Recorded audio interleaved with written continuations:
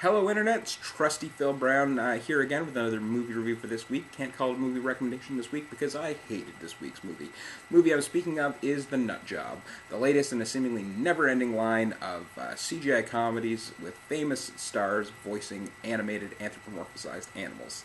That last sentence makes it seem as though I despise the entire genre. I assure you that's not true. I really enjoy Pixar films. I really enjoy other things, like even the Despicable Me series.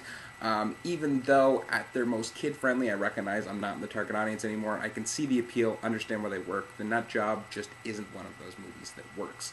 The plot involves a bunch of rodents from a city park who lose all of their nuts stored for winter and then try to pull off an elaborate heist to steal a bunch of nuts from a nut store. At the same time, the people owning that nut store are gangsters who are using it as a front to rob money from a bank. So you get two heists for the price of one. Unfortunately, neither of them work. The plot's completely nonsensical, hard to follow.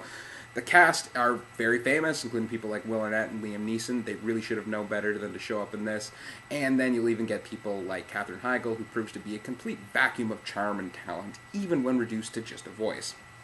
So, yeah, the humor is sort of based around puns involving the word nut, starting with the title and reaching an absolute nadir when someone says it's the lost island of Nutlantis, which still makes no sense. This is the first production from a sort of a Canadian/South Korean animation studio. Hopefully it will be the last, or at least they'll learn major lessons before attempting to do another one, because this is by far the worst CGI family film I've ever seen, and I've seen many of them and haven't liked quite a few.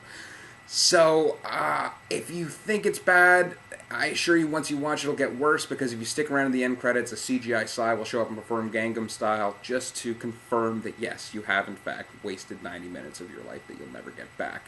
So I urge you, if you have children or you have a soft spot for these types of movies, please skip The Nut Job because you will regret it. I'd imagine within a month this movie will be gone from theaters and gone from memory, so you may as well get a head start and ignore it before everyone else does. So, that has been a particularly harsh Phil Brown signing off this week for RealTolerance.com.